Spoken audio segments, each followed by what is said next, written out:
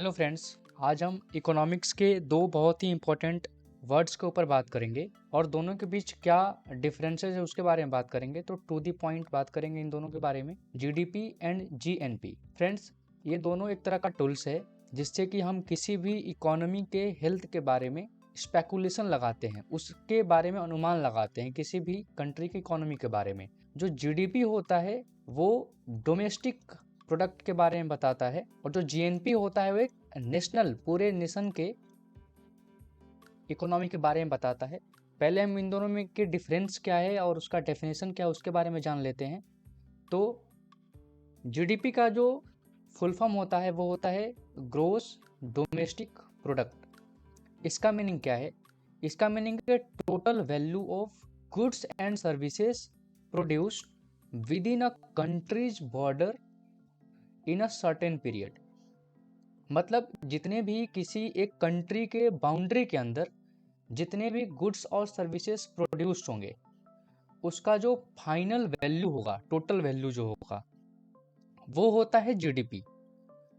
तो जीडीपी और जीएनपी में जो मेन डिफरेंस है वो ये है कि जीडीपी बस एक कंट्री के अंदर जितने भी गुड्स और सर्विसेज का वैल्यू उसके बारे में बताता है, लेकिन वही जो जीएनपी है ये क्या है? Total market value of goods and services produced by all citizens. अब वो सिटीजन्स चाहे डोमेस्टिकली रहते हों, मतलब एक कंट्री के बाउंड्री के अंदर रहते हों या अब्रोड रहते हों, ये दोनों तरह के सिटीजन्स के द्वारा प्रोड्यूस किए हुए गुड्स और सर्विसेज का एक फाइनल वैल्यू होता है। जो जीडीपी होता है उसका जो डेफिनेशन है यहाँ तक लिमिटेड है कि डोमेस्टिकली जितने भी गुड्स और सर्विसेज होंगे उनका फाइनल वैल्यू जीडीपी बताएगा। लेकिन जो अब्रोड वाला जो टर्म है वो सिर्फ जीएनपी में है। इसमें क्या होता है, सिटीजन अगर कंट्री के बाहर भी रह रहा है और वहाँ से जो इनकम कर रहा है और इनकम अपने होम कंट्री में भेज रहा है तो वो जीएनपी में इंक्लूड होगा। एग्जाम्पल के तौर पे अगर हम समझ लें कि मान लीजिए हम दो कंट्री लेते हैं, इंडिया एंड यूएसए। अगर हम माने कि जैसे कोई एक पर्सन ए है जो कि इंडिया में रहता हो और यहाँ पे कुछ इनकम ये जनरेट करता है अपना, इसकी कुछ सर्टेन इनकम होगी और ये कुछ ना कुछ गुड्स यूज करेगा, कुछ सर्विसेज लेगा, तो उन सब का जो फाइनल वैल्यू होगा वो जीडीपी में इंक्लूड होगा और वो जीएनपी में भी इंक्लूड होगा।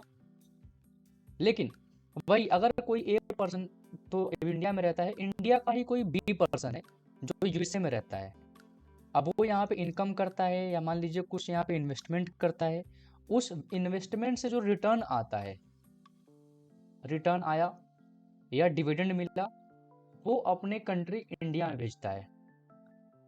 तो जो ये रिटर्न है वो रिटर्न इस कंट्री के जीडीपी में इंक्लूड नहीं होगा, इस कंट्री के जीएनपी में इंक्लूड होगा। क्यों?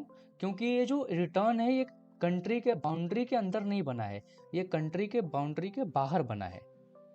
ये जो प्रोडक्ट है, मतलब ये जो इसका जो वैल्यू होगा वो कंट्री के बाउंड्री के बाहर है, मतलब यूएसए में बन रहा है, इसलिए जीएनपी में ऐड होगा, जीडीपी में ऐड नहीं होगा।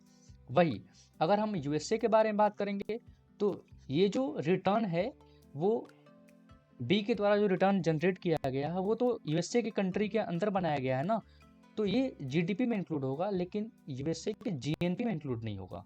यूएसए के जीएनपी में इंक्लूड नहीं होगा लेकिन जीडीपी में इंक्लूड होगा। बस इतना सा कोर डिफरेंस है इन दोनों में। आई होप आपको समझ में आया होगा। आगे ऐसे ही हम इंफॉर्मेटिव वीडियो लाते रहेंगे। धन्यवाद।